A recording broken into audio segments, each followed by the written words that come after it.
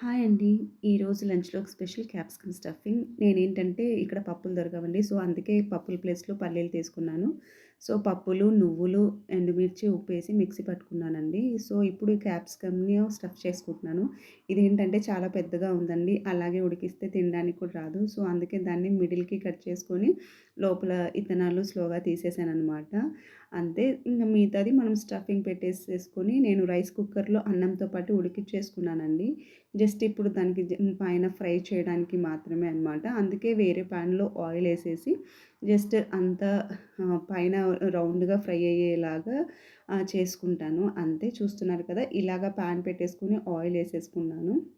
ఇప్పుడు దాన్ని లైట్‌గా చుట్టుపక్కలంతా ఫ్రై చేసేసుకుంటే మనకు క్యాప్సికమ్ స్టఫింగ్ అనేది చాలా బావుంటుందండి.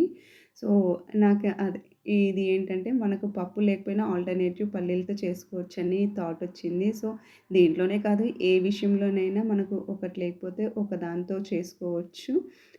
అది గుడ్ థాట్ అని అనిపిచ్చిందండి నాకు. సో, మీకు ఈ వీడియో నచ్చిందని అనుకుంటున్నాను.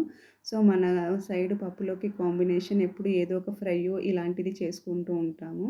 సో, ఈరోజు పప్పులోకి క్యాప్సికమ్ అండి. సో, ఈ వీడియో నచ్చిందనుకుంటున్నాను. Please like, share and subscribe. Thank you.